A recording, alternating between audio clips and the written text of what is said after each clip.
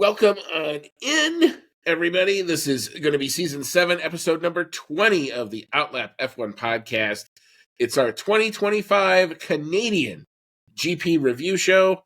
You've got Andy and I'm along with Cody tonight, and we are still recording this late on Father's Day, so happy Father's Day to all the dads potentially to be. My sister's husband is a dad that's going to be in probably the next month, so we are hoping that all goes well with all of that. But if you, like I said, happy Father's Day to all the dads. But anyway, Cody, sir, it is good to see you on this lovely Sunday night. I think we finally got official confirmation that the race is now official about maybe an hour ago. That's just kind of how the stewarding kind of worked there, because there was a lot to talk about. But how you doing otherwise? Doing great. Today was a nice relaxed day. It was nice to see everybody yesterday for some birthday poker that I must say I did kick some ass at. So, yeah, a little humble brag there, but or maybe not so humble. But yeah, it's been a real nice weekend for me. Got to see my driver, my man Max, actually stay on the podium, unlike a couple of McLaren drivers. Well, we're going to get into all that in just a little bit. Whether or not this turns into my personal McLaren therapy session, I don't know. Roles kind of reversed from the last time we did a review. So, like I said before, you got to ride this roller coaster. This is why you're here. And if you don't ride it, you should get off. So, anyway, I'm not getting off.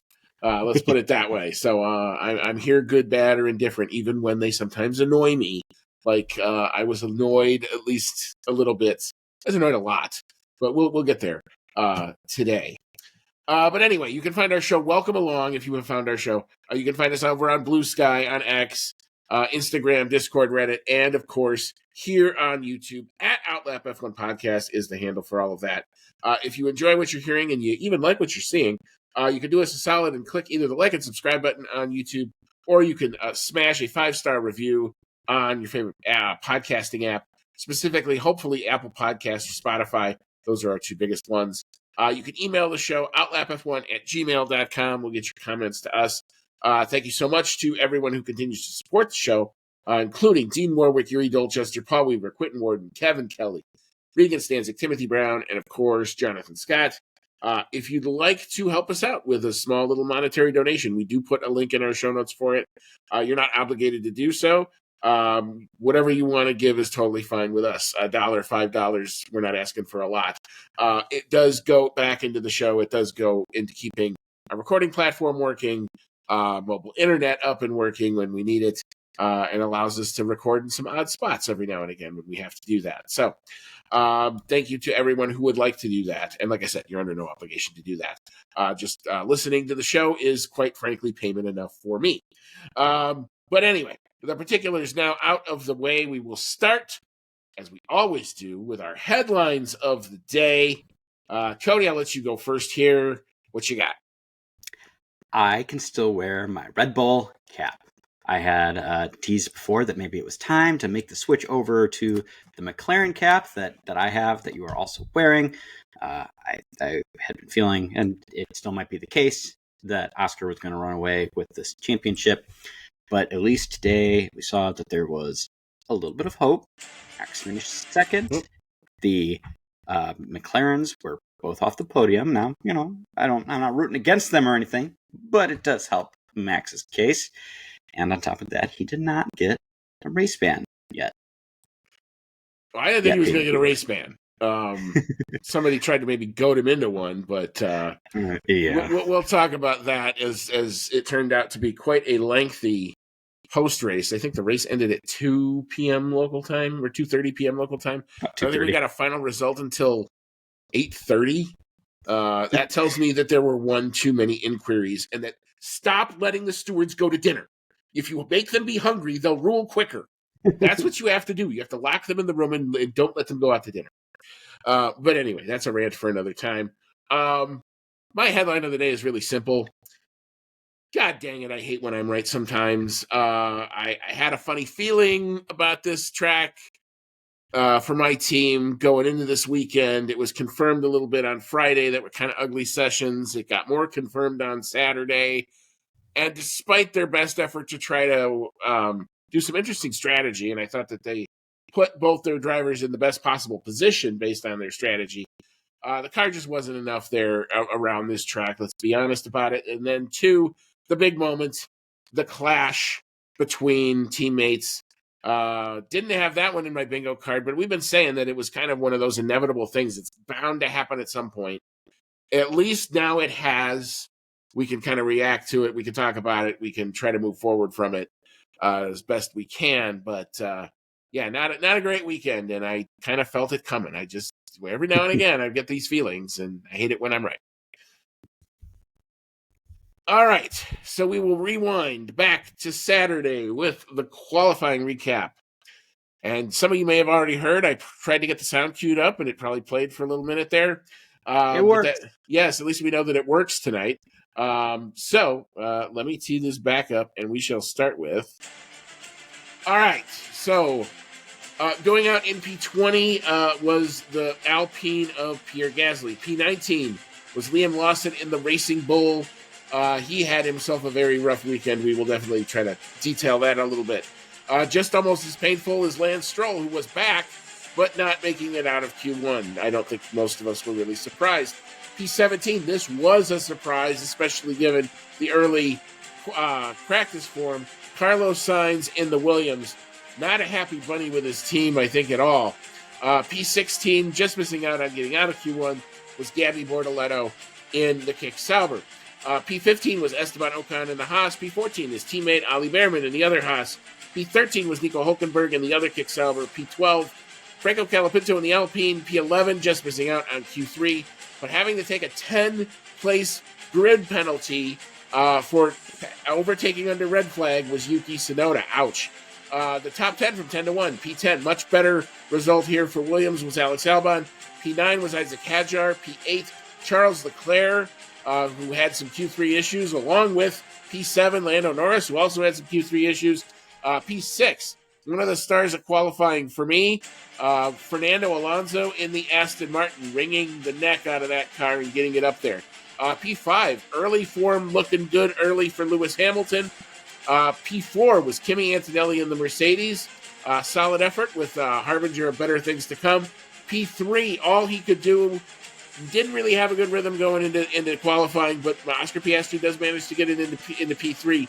P2, I thought I was a prognosticator. I thought Max Verstappen did it again with one of those laps, but it wasn't to be because George Russell showed up in the Mercedes and just decided to rip it away from everybody today, or on Saturday.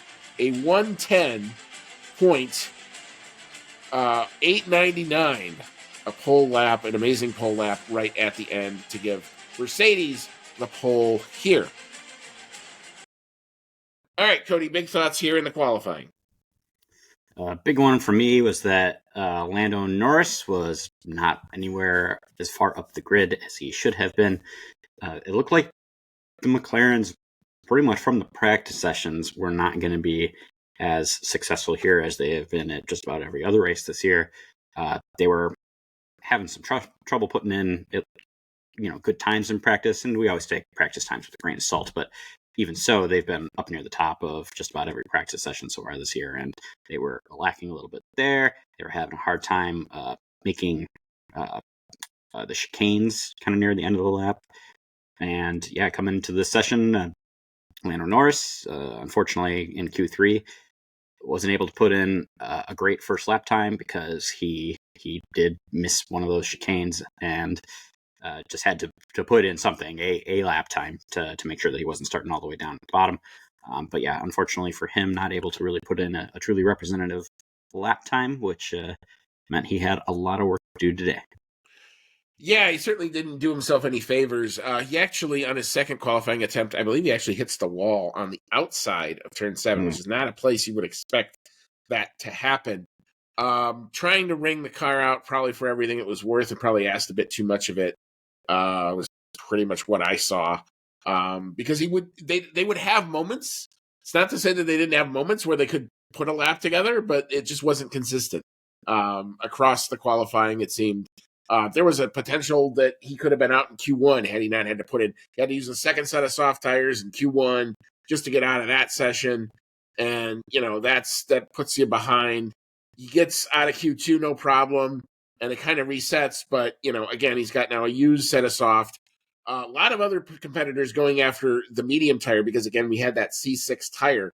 So people like Alonso and Verstappen and Russell were kind of using it to try to ring that for what it was worth, and they were making it work. Particularly, I thought Max's first lap was pretty darn good. Then he switched over to the final set of soft tires. And like I said before, I thought he was going to do the thing that he does on a track like this and just storm it. But there was no stopping George Russell. Whether he just showed up, had confidence, I don't know where it came from. But taking advantage, I think, of some of the cooler temperatures. We talked in our preview how the weather was going to be pretty much right down the middle. And that's kind of where the Mercedes car can do some damage. And they were set up pretty well. And George Russell pips Max for pole. Oscar could only do P3. It was good to see Lewis Hamilton out-qualify his teammate. Leclerc also had a pretty dramatic moment. He didn't put it in the wall or anything, but his Q3 lap was also highly and very much compromised. So the time you're seeing is his first flyer there. Other honorable mentions, Isaac Hadjar, I think, with a very solid effort. And again, Alex Albon's getting the Williams into Q3. Unfortunately, that was probably the end of the good news for Alex Albon when we got to Sunday. But any other thoughts in the qualifying before we move on to Sunday? Just that it did seem like one of those weird weekends where Mercedes suddenly comes out to play and suddenly has a great car. And George Russell took all the wind out of my sail because I saw that Max Verstappen took provisional pole and I was all extremely excited. And then Russell comes around and takes it away. And I was like, oh, God, like it's going to be so hard to win from not the front row. And even Max said, during the interview after qualifying, Jacques Villeneuve was asking him like, hey, like, are you happy that you're on the inside line here, getting that advantage into turn one? And Max was like, no, I'd really rather be in P1. Like, you get to start that much farther forward. So, yeah, I was a little disappointed in that. But, I mean, George put together a great lap, and he did everything he needed to do. I did enjoy watching Max absolutely shove that idiotic question down Jacques Villeneuve's face. Have to say, don't always love Max, but yes, thank you. That was a kind of a dumb question, and Max just kind of made it that. So, anyway, I guess we'll move into the Sunday running. We talked about kind of the paint. We will start, as we are always apt to do, with our back markers. We've got some people back here who we don't necessarily always see, but one of the guys who just had, like I said, not a happy bunny at all was Alex Albon in the Williams. I don't know whether they clashed on strategy or what happened, but he gets the first of the dreaded DNFs. Apparently, Liam Lawson got something like a 50-place grid penalty for changing his engine after the car went into park for May, so that's not a very good thing. So his race was pretty much done before it even started. He only makes it 53 laps. They wanted to protect that precious new engine, and so they just kind of called him in and kind of called it a day, so no points for him. P18, we will talk about why he is back here, absolutely for sure. That is Lando Norris in the McLaren. He gets the DNF, making it only 66 of the 70 laps. We will talk about the fateful lap 67 and what led up to all of that. P17 was Lance Stroll in the Aston Martin. Yes, he competed. He showed up. That's great, but not really much of a result here for the Aston Martin team. P16, Isaac Hadjar had been having a pretty good run of form. Not so much here. P15 was Pierre Gasly. Just kind of more pain for the Alpine squad. Not really anywhere close to points. Had kind of a bit of a coming together. I think it was with, I forget who it was with, but he had a coming together that exactly didn't look right. But P14 was Gabby Bortoletto, and P13 was Franco Colapinto. Obviously, the headlining grabber topic here is going to be why is Lando Norris all the way down in P18. So let me take you through kind of what I saw. It was kind of odd, but up until that point, up until lap 67, I thought Lando had driven actually a really darn good race considering where he was starting from. Starting from P7, the team elected to put him on the hard tire. which is obviously not ideal. So he didn't get a great jump off the start. But as others started to fall away, they were able to get Lando into some clean air. He would have stints actually at the front. And that proved to be pretty pivotal because he was coming back, putting himself back into play by maintaining good lap time, especially at the end of the first stint on the hard tire. And then they put him on a medium set of a set of mediums and basically told him run quali laps, which was what you needed to do. They didn't try to one stop him. I don't know why the broadcasters thought that he was going to somehow hang it out on a one stop with 40 some laps on a medium tire. They're durable, but they're not like that. I mean, come on, man. But he then goes back to the set of hards at the end, and he had the tire offset that he would have wanted. So he was probably of the top 5 in the best tire position. He had moved himself up to 5th. In 4th was his teammate Oscar Piastri, and in 3rd, Oscar Piastri was trying to track down and repass Kimi Antonelli, who got Oscar off of the start. So both of them at certain points as they were coming down to the final laps had DRS. So there would certainly be laps where Oscar would have DRS on Antonelli and Lando would have DRS on Oscar.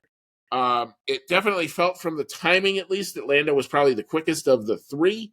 But obviously, catching someone is one thing, passing is another. We get to a couple laps before that. I think Lando had made some kind of moves, but nothing really very committal. We get to 3 laps to go. Lando is closer than he'd ever been. I think the delta only got to maybe 0.5. So they get down to the hairpin, and Lando, I thought, made a really nice move, dived it down to the inside. He actually listens to me and gets down to the inside and makes a pass on Piastri, but because both him and Lando have the same exact engine modes and the same deployment and all that other stuff, Piastri's kind of got him later on down that straight. He passes Lando back as they're coming into the chicane. Lando makes the chicane, but now he's got DRS for that third. We talked about it in the preview, that where was going to be that third DRS zone right down the main straight. And for some reason, Lando thought he saw a gap on the inside that I can't defend this move. It's one of the strangest things I've ever seen him do in his career. But Oscar's right up against the wall. He was defending, and Lando stuck his nose in where it didn't belong, and he breaks off his front wing and basically wrecks the car. That caused the final safety car, which then brings out, and because of where Lando really was, it was kind of a hard car to clear. And because of that, the race basically ends under safety car. The only saving grace for me is at least Lando didn't wreck Oscar's car, and Oscar's car made it back to the pits, was able to change tires, and eventually come home. But the challenge on Kimi Antonelli was done at that point, and the 2 out in front, Max and George, I don't think we're going to get caught anyway. But yeah, that was kind of how I saw it. Not a good move. Lando definitely took responsibility for it and all the post-race sound that I have heard. And quite frankly, I agree with him. Yeah, one too many mistakes, and you didn't have to do that, and you lose 10 points because of it. Yeah, it was definitely a sour moment for Lando. Up until that point, I was very impressed with this race. I mean, considering where he started and the fact that he started on the hard tire, which was not optimal for him, the fact that he made the best of what was the position he started in and the strategy that he needed to do. The fact that he made it to a point where he caught and was in position to pass Piastri was fantastic. Like, I thought he drove the wheels off that car. Yeah. But as you said, he does go for a pretty ill-advised move. I don't think he was ever going to really get room on that side. And I believe the next turn was going the other way anyway. So he probably would have been in better position going to the other side of Oscar and trying to take that inside line for the next turn.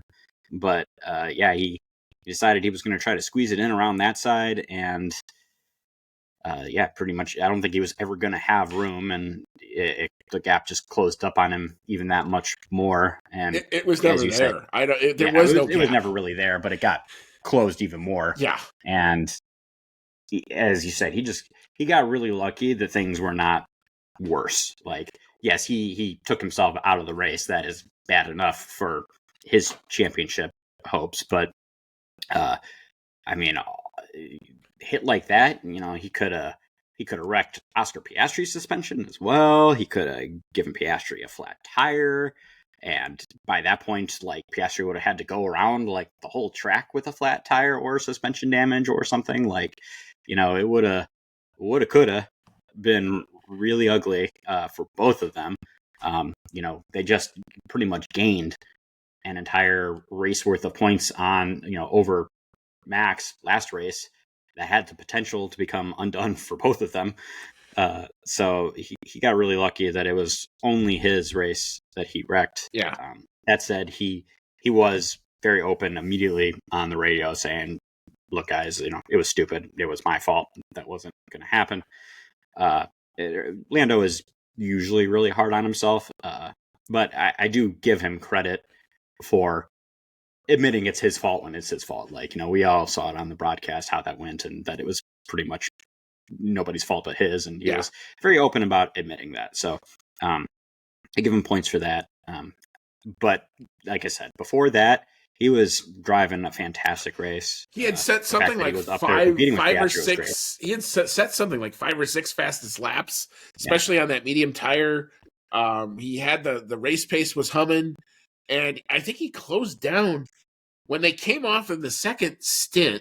I thought it was like an 8-second deficit to Piastri, so he erases that.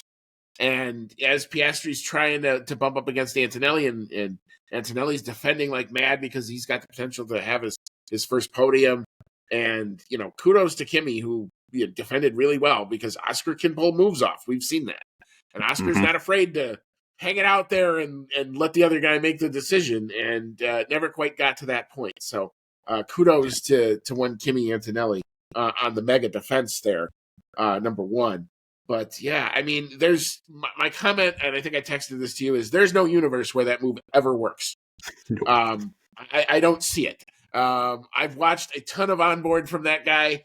He's better than that. And it was just, I don't know what happened. I could only assume it was some sort of momentary lapse in judgment or thought of maybe I'll try this and maybe he won't see it coming type of thing. But whatever the calculation was, don't do that.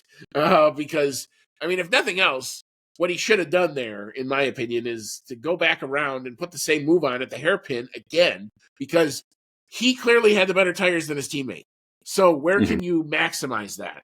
Around that hairpin was where he kind of did it.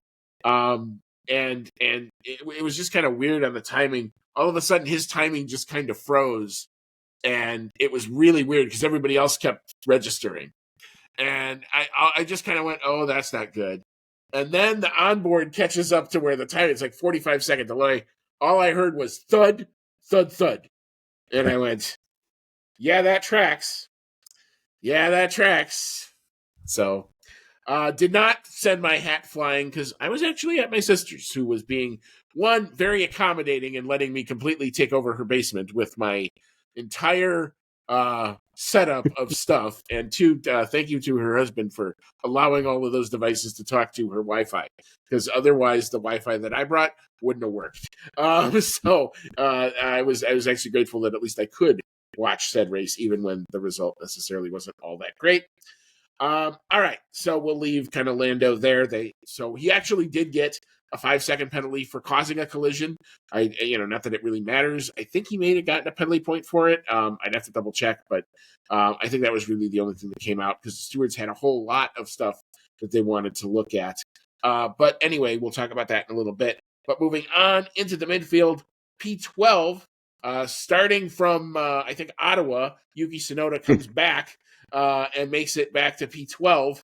Ali Behrman manages to finish in P11. Carlos Sainz rallies and gets a point for Williams here. So he manages to finish in P10. That was really good. Esteban Ocon. I keep telling you, Haas are doing this with smoke and mirrors. I don't understand it, but they get it. Again, 2 more points in the bag for Esteban Ocon. P8. Nico Hulkenberg does it again. We wrote this team off. We kind of left them for dead. And maybe we shouldn't have done that, because now Kick Sauber apparently are taking advantage when others falter, at least that much. So 4 big points on the board for them. P7, Fernando Alonso, back-to-back point scoring finishes for him. That was a really good result for them. 6 big points on the board for him. P6, Lewis Hamilton, who really didn't have a great race. I think he even potentially, I thought I saw something that said he might have hit a groundhog and had damage and kind of had himself a very, very lonely race. So, yeah, nothing. Unfortunately, couldn't make the good qualifying last, but manages to come home in P6. P5 was Charles Leclerc. Him and Lando were pretty much on a lot of the same strategies, so they were kind of shadowing each other throughout most of the race. Leclerc wanted to do the one stop. He wanted to do the magical Ferrari Plan C, which, if you go back to the Italian Grand Prix last year, was the one stop when everybody else did the two stop. And then Ferrari put him on a second set of hard tires, and Charles was not exactly happy about it. So, not sure what the Ferrari decision desk was doing there. They apparently thought that they didn't want to be on the mediums very long, but the mediums were fine, and Charles even told them that. So I was confused as to what was going on there. P4, that's where Oscar Piastri finished after getting overtaken by Kimi Antonelli on the lap 1. We talked about the incident in the run-in with his teammate, so only good up to P4. First race, I think, of the season with no McLarens on the podium, but at least he manages to score something. All right, Cody, big thoughts here in the midfield. Definitely a lot going on here. You did kind of allude to it. Yes, unfortunately, Lewis Hamilton did squish a poor little groundhog. Anyone who's kind of new to this, the Canadian Grand Prix, this Circuit de Jacques Villeneuve, or not Jacques Villeneuve, Gilles Villeneuve. Gilles Villeneuve, the other, the perhaps better Villeneuve. Yes, this track is kind of notorious for having little groundhogs running across the track. Many of the drivers have unfortunately squished them in years past. And actually, Lewis Hamilton was actually talking about it in some of his post-race interviews that he felt really, really bad about it. I guess, he's kind of an animal lover, and, accidents happen and stuff like that. But, he still felt really bad about having done it, which, I actually think was kind of endearing that he was talking about it and felt bad about it, because, he had a lot of reasons to feel bad about this race, and that seemed to be kind of high up on his list. So I actually kind of thought that was endearing, even though, it happened. But yeah, Piastri definitely had a pretty good race, but kind of really for both McLarens, the first race this year where they didn't look like the dominant car. They were not really in a fight for the win at really any point in this race, I would say. I would say that Oscar was on for a podium, or Lando was on for a podium. But Oscar's main race during this was against Antonelli. And he couldn't really, he got up close to Antonelli. There was a good point there for a while where it was Oscar in Antonelli's DRS. He had caught up to him, and Lando was in his DRS. So it was like a little mini DRS train. But even during that, Oscar was not, able to make the move on Kimi, and Kimi was driving the wheels off his car, probably wanting that first podium, which he, spoiler alert, he did get. But he must have really wanted it. He was doing a great job defending, and maybe if Oscar didn't have that distraction in his rearview mirrors, trying to pass him, maybe he might have eventually gotten Antonelli for the podium. We don't know, but yeah, definitely not the strongest car this weekend. But I do think he did the best that he could with what he had. The Mercedes looked like the car to beat this weekend. Max does Max things and is always in the mix, even if he doesn't have the best car. But I really think Oscar and Lando were doing great despite this weekend. So I think Oscar, even though he missed the podium, he can be happy with what he achieved. Yeah, I mean, it was very much like a pitcher trying to get through a set of innings without their best stuff. That's kind of what I felt. I thought the McLaren strategy calls were really good. The pit stops were very sharp. They did as many of the little things as you could do to try to get that car into the position to at least have a shot. I don't know if he somehow gets past Antonelli. I don't think he had anything for Max. I don't think he had anything for George. Same kind of with Lando. I thought if Lando had somehow gotten past Oscar, he might have had something for Antonelli. But I don't know if Lando would have had anything for Max, given just the gaps that he would have had to go down, and the fact that he was just kind of running out of laps. Yeah, that So battle between the three of them was kind of letting Max pull away a little yeah, bit, so they would have had a pretty good gap to close had they gotten around Antonelli, and they yeah, were running out of laps. So I agree yeah, that that and probably wasn't going to happen. and just to now just talk about the podium. The podium was Kimi Antonelli's first career podium in Formula One. Max Verstappen takes P2, Antonelli P3, and George Russell winning from pole position, controlled it pretty much throughout. No real challenges and no real dramas with Max Verstappen, except at the very, very Yeah. end, which is something we will have to talk about because Red Bull then decided to keep everybody from packing up and leaving the Canadian Grand Prix a little bit longer because under the safety car, George Russell does one of the, and we've seen this happen before with people in the safety car, where they have to maintain a delta. So where you choose to speed up or slow down in that delta is at really the discretion of the leader. We've seen kind of this happen before. George was in his delta and slowed way down, and that caused Max to kind of jink to the right. At one point, he actually does pass George, and then George gets back around him. I thought it was a big giant nothing burger, but Red Bull was apparently a lot more offended than I was because they decided to file a formal protest of the race results, which was after 6 hours, was summarily rejected in a very harshly worded, no, not harshly worded, but it was a very firm decision from all of the stewards that basically said the appeal was rejected, no merit, no moving forward, no moving into the second phase. Not surprising, and Red Bull forfeits, I think it's €2,000 or whatever it is.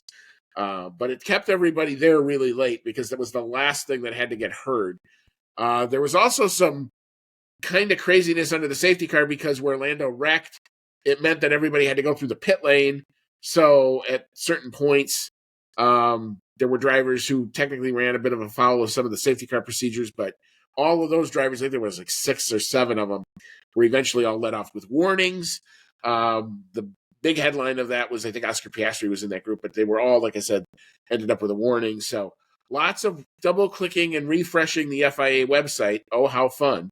But that's kind of where we got to. So in the end, George Russell takes the win from pole. Max Verstappen, a very solid P2. And Kimi Antonelli, a very exuberant and happy Italian on the podium in Canada here. Cody, big thoughts on all of that? First thing I want to address is, congrats to Andrea Kimi Antonelli on his first pole at the age of, or not first pole, no, that's coming a little later. First podium, there we go. First podium at the age of 18. It's pretty incredible. And I really think he deserved it. He got the pass on Oscar Piastri done on the first lap. And managed to maintain that P3 throughout. At times, it looked like he might actually be able to get Max as well.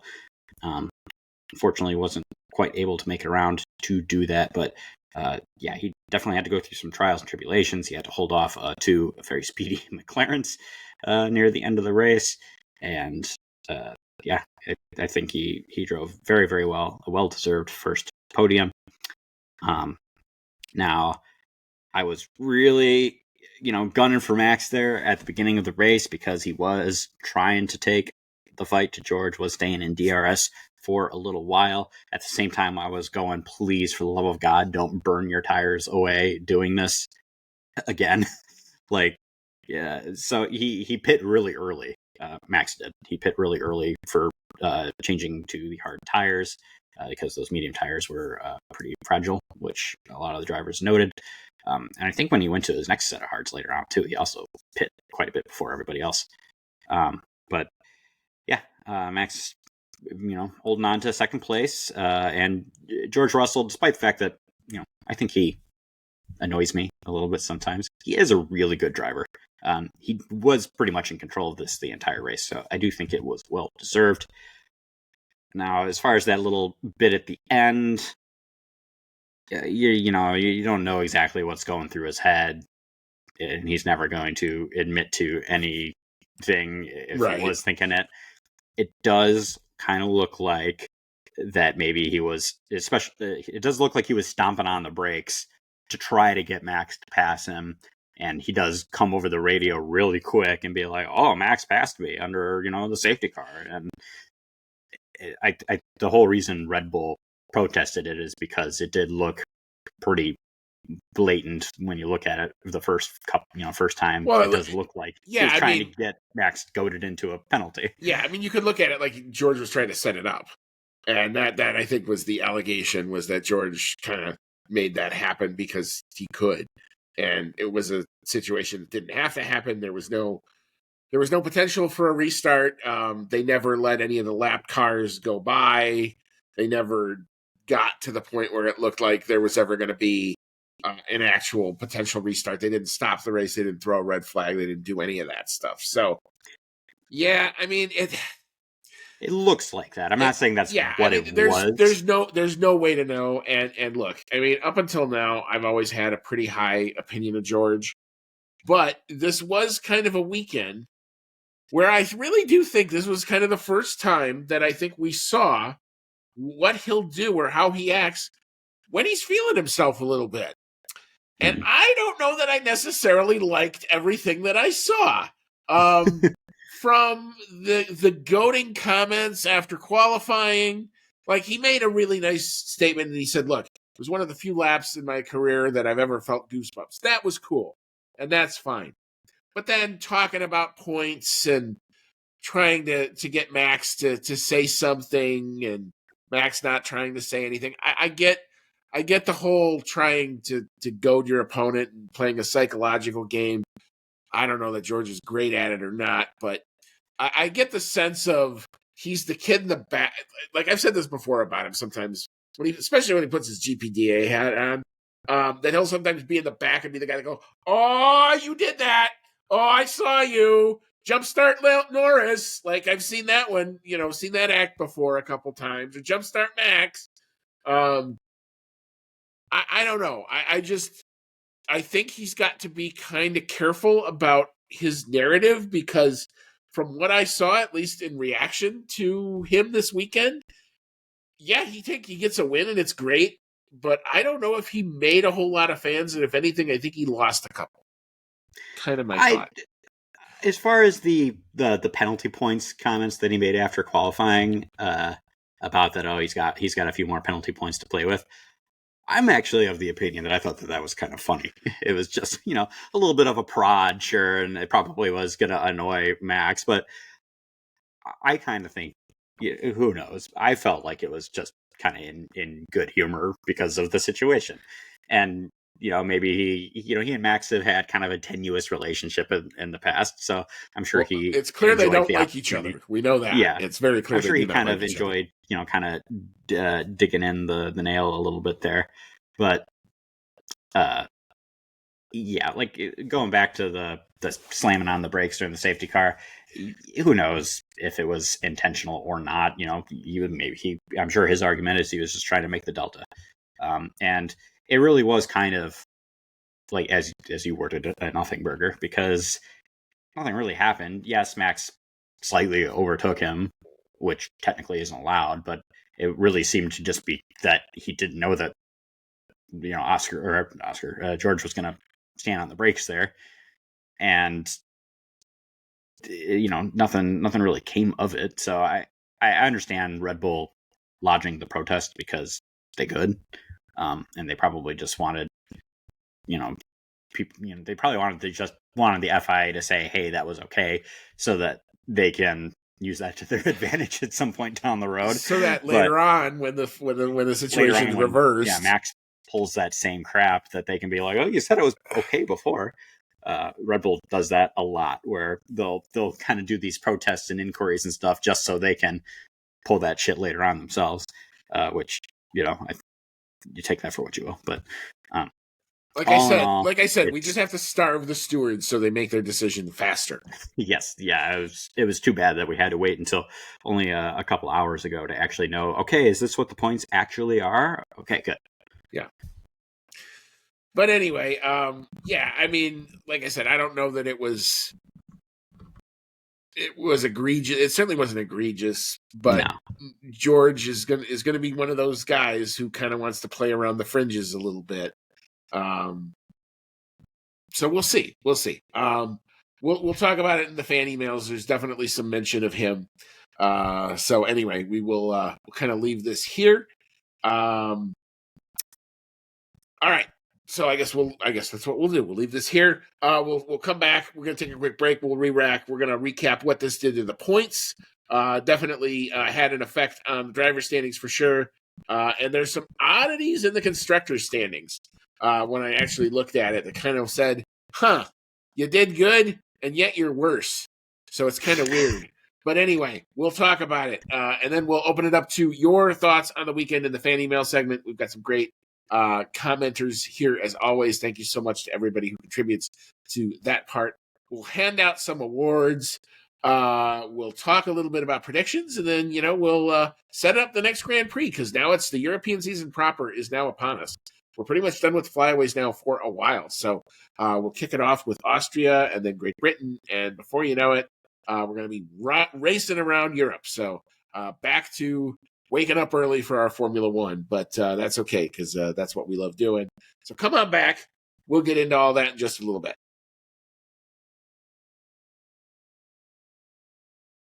All right, welcome back in. This is season 7, episode number 20 of the Outlap F1 podcast. It's our 24-25 Canadian GP review show. I would call it a very tough day at the office for my boys, but sometimes that's what happens. But we just wrapped up talking about the Canadian Grand Prix, and again, congrats to Kimi Antonelli on his very first Formula One podium. But now we're going to take a look at what this did to all of the driver standings and the constructor standings, and there's, like I said before, there's some oddities in the constructors. It's just kind of weird how the math works. But anyway, Cody, if you take the drivers, I will handle the team standings. Right. Oscar Piastri ends up pretty much coming out of this ahead. He is solidifying his lead in the driver standings at 198 points now in first McLaren.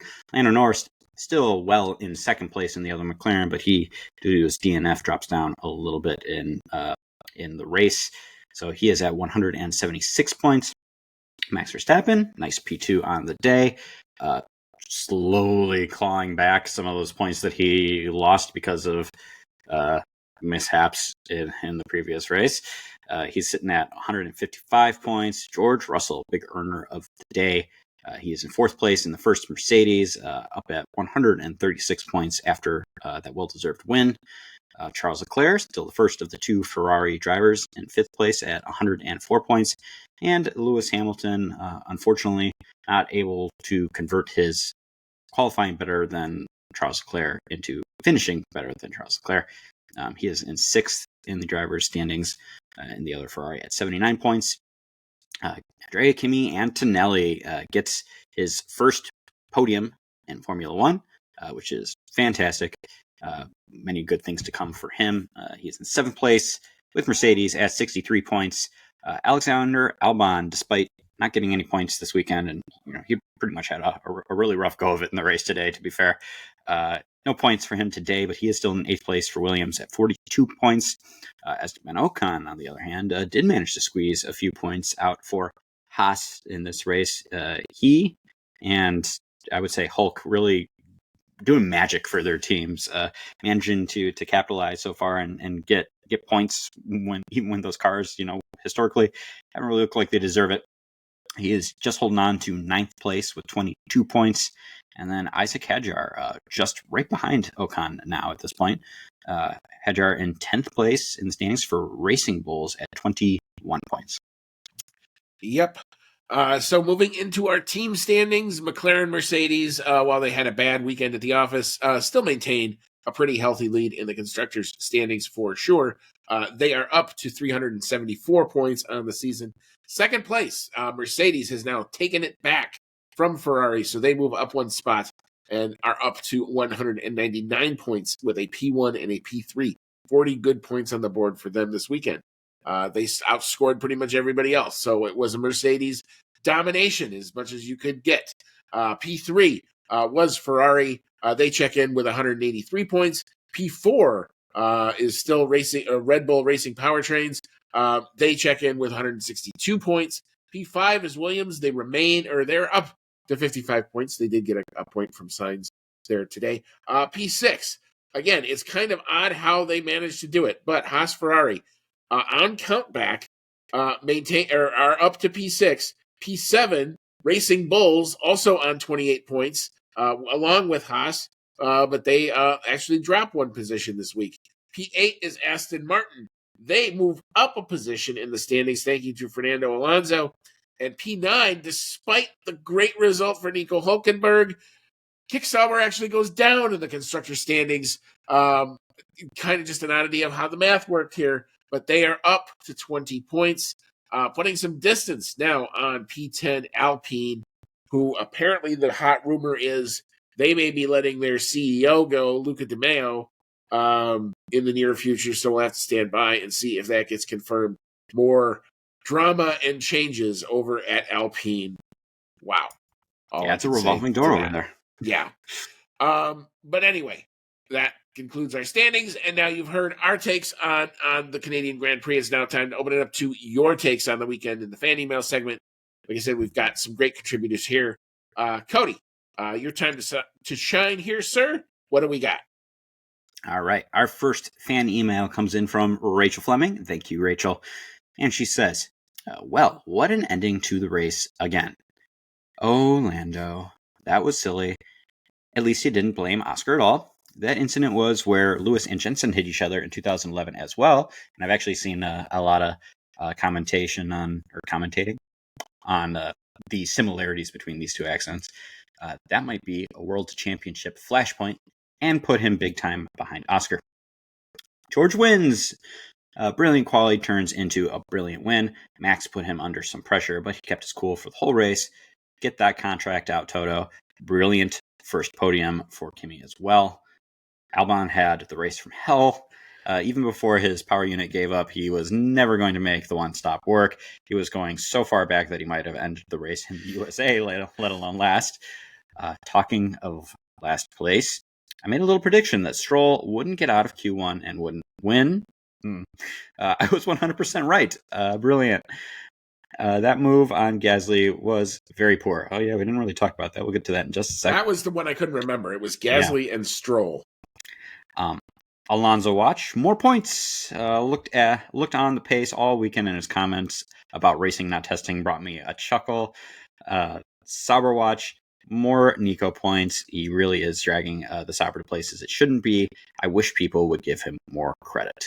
Yes, Nico Hulkenberg definitely deserves a lot of credit. He's, kind of known for his dubious record of most races without a podium. Most starts without a podium. Yep. Yeah, most starts without a podium. But he is a very talented driver, and he's been in the game a while now. With some time out of the sport, in the middle there as well. But he's coming back swinging. He is doing a great job getting points in that bright green Sauber car that really we've kind of put at the back of the pack for a couple of years now. Yes, we did not really talk about before the incident between Lance Stroll and Pierre Gasly. Lance Stroll ends up pretty much pushing Gasly off the track at one point in defense of his position. Gasly's not able to make the chicane because of that as well. And I believe Lance Stroll ended up getting a 10-second penalty for that incident. So I guess it was good for Stroll that they handed out. It was good for Lance that he was able to come back to race in his home Grand Prix. I imagine that part probably felt pretty good, but definitely not the best out of him this weekend. Now, I would say that a prediction of Lance Stroll not getting the win is not the most bold prediction, but I did get a laugh out of that. And yes, the Alonso comment when his engineer was telling him that he needed to be a little more gentle through a couple of turns on the track. Alonso comes back over the radio and says, "Yeah, we're racing, not testing," which was the great Alonso wit that we've come to expect.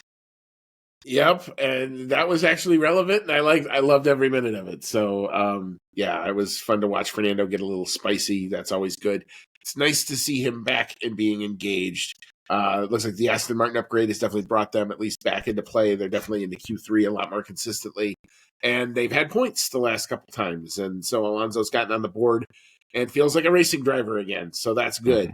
There are apparently also some rumors that he's been seen in and out of the Alpine hospitality in the last couple weeks. So that's kind of odd. I hope not. I hope he stays the course and lets Adrian Newey build him a car. Otherwise, he's going to do his Fernando Alonso thing and potentially move away from a team that might do something really special next year.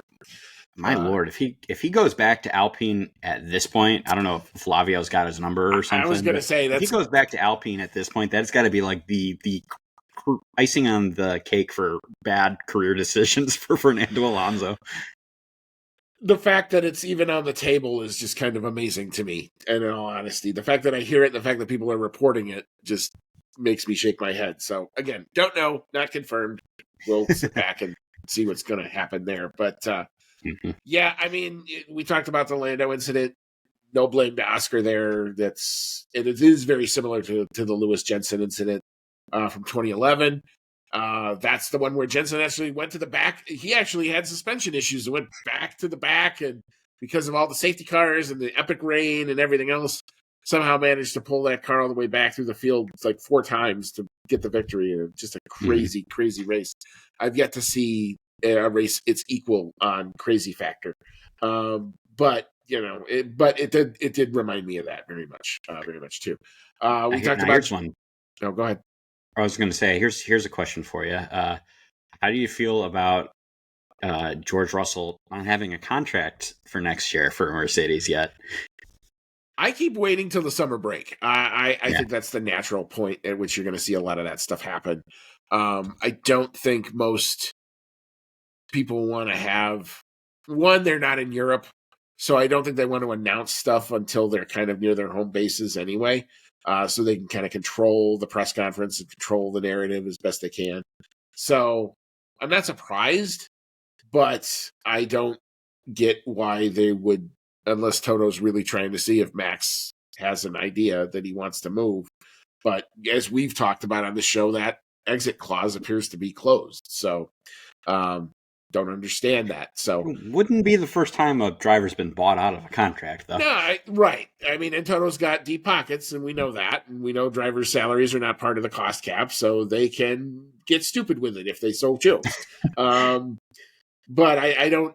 I would get more worried about George not having a contract come Zandvoort if that's still the case, and we've gone through 4 weeks of a summer break and nobody's announced anything. That would make me more nervous than right now. I gotcha. Thank you again, Rachel, for your email. Our next one comes in from Dave Doherty. Thank you, Dave. And he says, "Hi, team. Mercedes finally win a race. I'm absolutely proud of Mercedes for winning the race from pole and Mercedes nailing the strategies. What a good surprise for coming back from my holiday. I saw the updates on my phone while I was on holiday. Happy birthday, Cody. I'm happy." Well, thank you very much, Dave. It was a really nice birthday. Got to see all the family and friends, which is great. I also am very happy for Mercedes that they had a really good weekend. Mercedes has been very up and down in this regulation era for these types of cars, the ground effect cars, and I wouldn't go so far as to say that they are a shadow of their former selves, but they're definitely having a rough go of it. And so it is good to see that even at this point in these regulations that they are on the right weekends, on the right tracks, still able to put in the best car, get the pole, get the win. It does show really good for George too. He keeps notching those wins in, and at a time when he really needs to secure that hopefully nice long-term contract for Mercedes at a time when it looks like they might be back in contention next year. Everyone keeps talking about how Mercedes, looks like they might have the best power unit again in this new era of different hybrid powertrains. So I'm sure being in the Mercedes team with the best power unit and the best opportunity to build a package around that, he would be very happy to still be with the team at that point. So I'm sure this win just argues that point all the more in his favor. Yeah, I mean, Dave should be very happy. Their team showed up, were pretty much the quickest car this weekend, and closed the show. And great race from, like I said before, from Kimi Antonelli to not only get around the championship leader, but to hold him off late from a guy who was trying to squeeze as many points out of this race as he possibly could. So, that was, like I said, if you're a Mercedes fan, you should feel really good about this weekend. It is still telling, like even Russell has admitted that they are still very temperature sensitive, and where we're going, maybe there's more temperature sensitivity in Austria than there is here. But I thought that they managed to keep their race pace even when the temperature rose a bit, even on race day today. So, yeah, I think you should be very proud and very happy of Mercedes here. Mm-hmm. Agreed. Thank you, Dave, again for your email. And our last one comes in from the Formula. Thank you, Mr. Formula. And he says, whoa, huge congrats to Kimi. Those were some good GD fireworks, eh? I'm trying to put on my best Canadian accent for that, but I'm glad to see Lando take the blame. But that 100% sealed his fate this season. I don't know about that. We'll see. Oscar is too consistent to beat at this point. Some very strong opinions from Mr. Formula here. I would have loved for Lando's car to get cleared a lap sooner to have that one last racing lap, but it was still a good watch. On to my favorite track now, Austria. Ooh, okay, an interesting opinion there too. And a bonus DM. I used to really like George Russell in his Williams days. Now it's borderline disdain, and I can't really explain why. The word turd frequently comes to mind when I see him. Just kidding, but seriously. I have, I guess, maybe a little bit of a similar feeling towards George. I don't really know. He's a really talented driver. Like, don't get me wrong on that. He's really good. He deserves to be in the sport and in the seat that he is, and he's done great things at Mercedes. He brought the fight to Lewis Hamilton, which is like, a mark all on its own. I guess my opinion on it is he does seem a little pompous at times, and that kind of rubs me a little bit the wrong way. And you kind of described before that, he's, he likes to call out other people for doing wrong. And then when he does it, it's kind of like, oops. And I guess that kind of rubs me the wrong way a little bit too. But that's just kind of what this sport is. Look how many people Max Verstappen rubs the wrong way. You either love him or you hate him. And I don't think George would really mind that type of opinion toward him, so long as he's winning races and in contention. So, take that for what you will. He is a good driver, whether you like or dislike him. Yeah, I mean, I'm not discounting the talent at any bit. It's just when he, like I said, this was, I think, the first time where I think we've ever really seen him since he's been in F1 really kind of feel himself a little bit. I mean, in the Williams, he was always the underdog. He knew he was the underdog. If he got a result, he was just happy about it. I think this was really kind of the first, and even when he got the first couple Mercedes drives, the first win in Brazil, that was a surprise. And I think as long as he was always the surprise winner, it was kind of easy guy to root for. You like that. People watch for that type of thing. This was, like I said, I think the first weekend where he kind of really was kind of feeling himself a little bit. And it's kind of interesting to see that other side of him come out a little bit more. Now, maybe people will think it's endearing. Maybe people will think it's annoying. I don't know. It was noted that all of a sudden, people who probably liked George or were neutral on George probably had a bit more of a stronger opinion either way. So maybe that's just natural development. It comes with success. I get it. I certainly don't have a negative opinion of George. I still like him fine. But I can understand in certain instances where he gets a little annoying, and that's okay. Now, I do really enjoy the rivalry between him and Max Verstappen. I really hope we get to a point where they're both in, equal machinery so that we really get to see them take it to each other, because I think that would be really fun to watch and great for the sport. Gonna be Now, spicy. yeah, it would definitely be spicy, but that's what I want to see. I want to see spicy. Now moving on to a different one here. I don't really agree with the opinion that Lando's fate is 100% sealed. Oscar has been extremely consistent up to this point, but we still need to remember we're not even halfway through the season yet. We're at 10 races done out of 24, so still got a long way to go yet. And I really think that up until the incident, that Lando was having the better race. I think he didn't have the better qualifying, that is for sure, but he drove all the way back up to Oscar and was probably going to overtake him at some point. He just, got a little impatient and made a poor decision, and it ruined his race. And, that type of thing happens. But it's not a huge gap still. I mean, it was only, 10 points before this race, even after this retirement. It comes up to 22. 22. I mean, it's almost a race victory. It's almost a full race. You could yeah. easily clear that up in a few races with some good performance, or God forbid, a DNF for Oscar Piastri. That shit happens too. Right. So it's definitely not over. I would say that Lando should try to come away from this understanding that he made a mistake, but he should also try to feel good that he was having a fantastic race up to that point, and that he showed that he can get the better of his teammate when he's really, putting the pedal to the metal. So I don't think it's sealed in. I think that Lando, I still think Max has a shot, and I would say that Lando definitely has a better shot than Max. So that's how I feel about it. Yeah, I mean, there's a lot more of the tale that's going to be unwoven. I'm not putting the crown on Piastri's hat by any stretch of the imagination. There's too much math still out there where weird stuff can happen. Again, this was always going to happen at some point. Everybody who talked to me about it with Formula One said it's great that McLaren. When are they going to clash? Well, now we've seen it.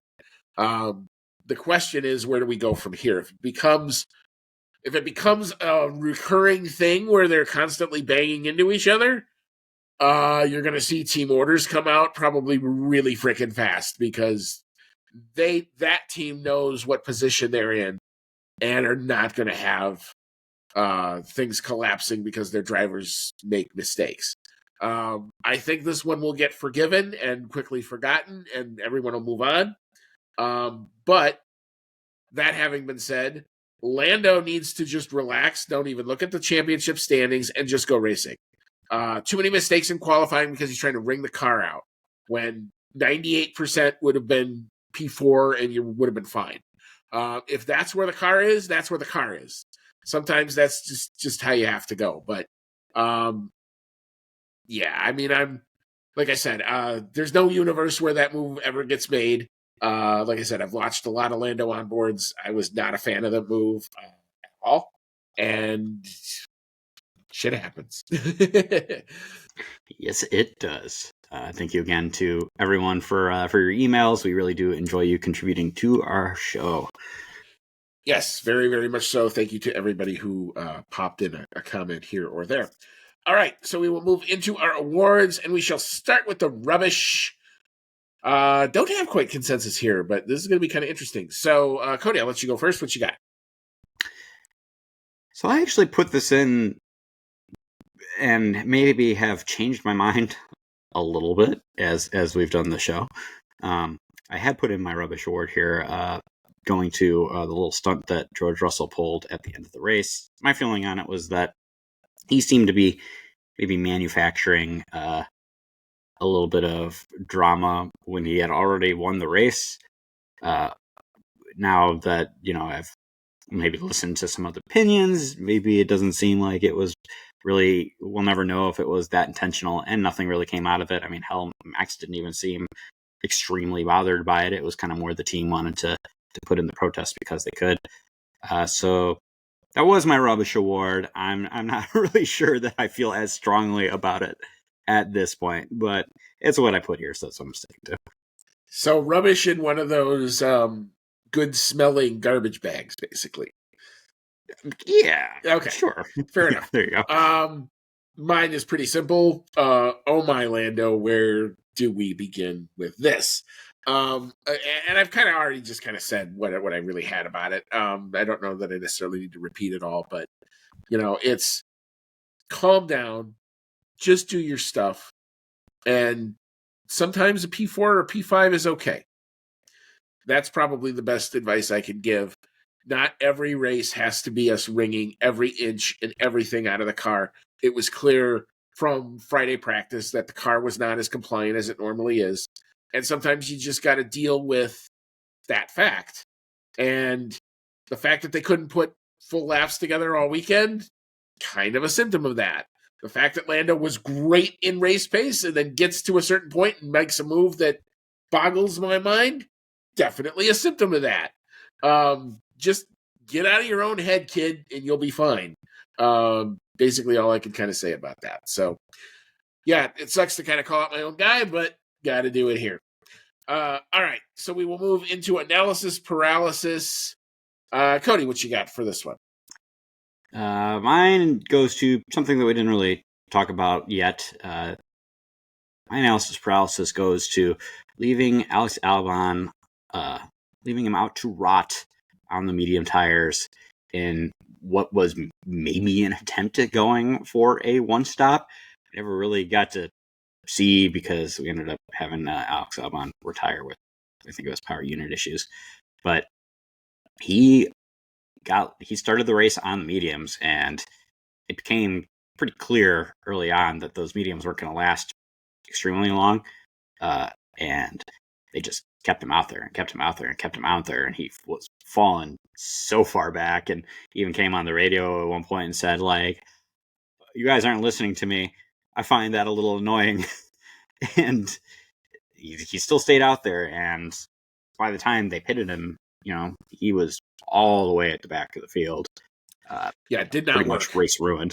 Yeah, did not work. Not a good move to make. They were trying something maybe in the hopes that maybe there'd be a safety car. Is my assumption, is they were trying to hang him out there as long as possible, hoping they'd get a little lucky with that. But it didn't happen. At least not when they needed it to happen. Yeah, that was weird. The other one I thought was also weird was Charles Leclerc and Ferrari. Apparently just didn't flat out listen to the driver when he clearly comes on the radio and says, I think we should do plan C, and then put him on a second set of hard compounds, which Leclerc was immediately on the radio and said, very much like Max Verstappen, you did this, and why? Well, then they came back and said, well, because we don't want you on the mediums long. And he's like, the mediums are fine. What are you doing?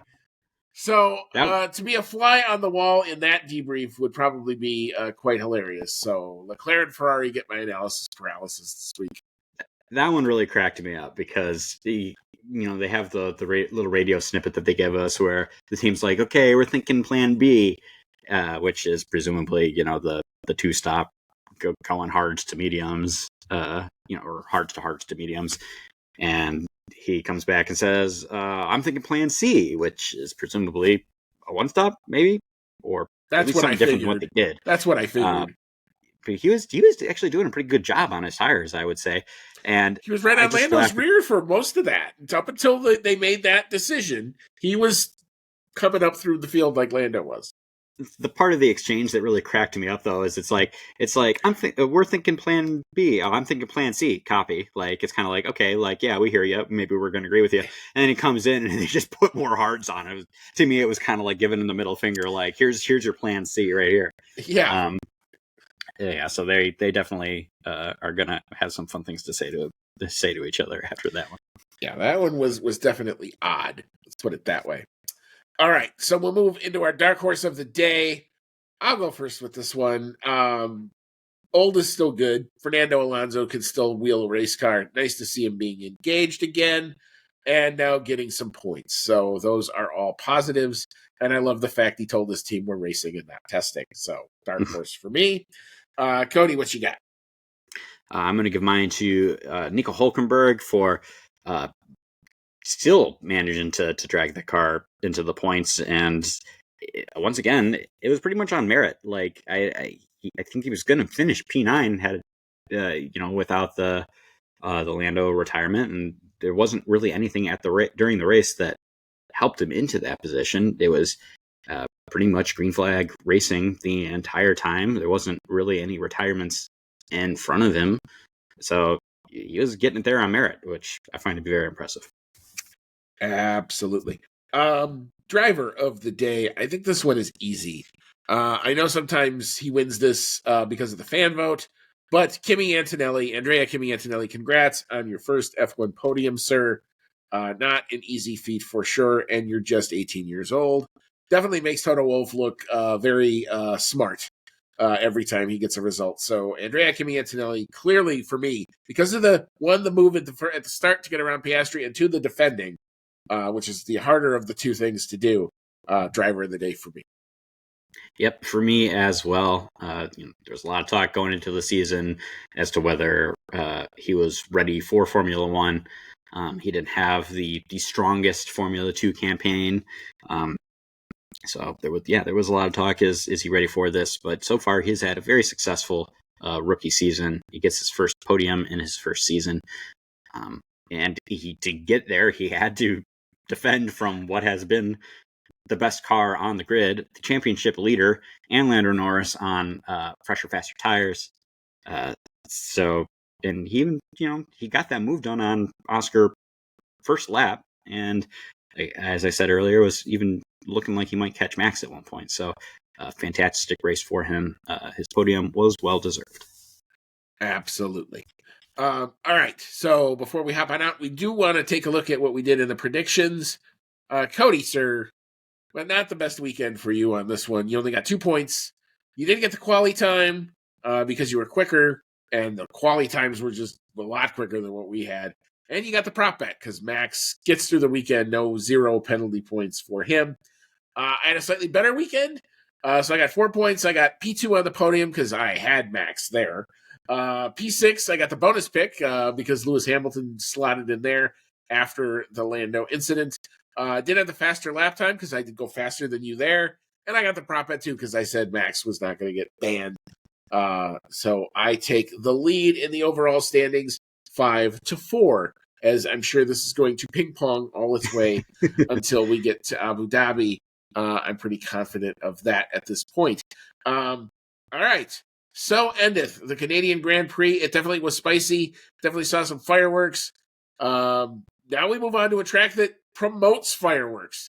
Has it kind of in spades. We go from here to the Austrian Grand Prix. The hills will be alive with the sound of Formula One cars. The Red Bull Ring awaits, and all of the clashes and the fun that can come with that.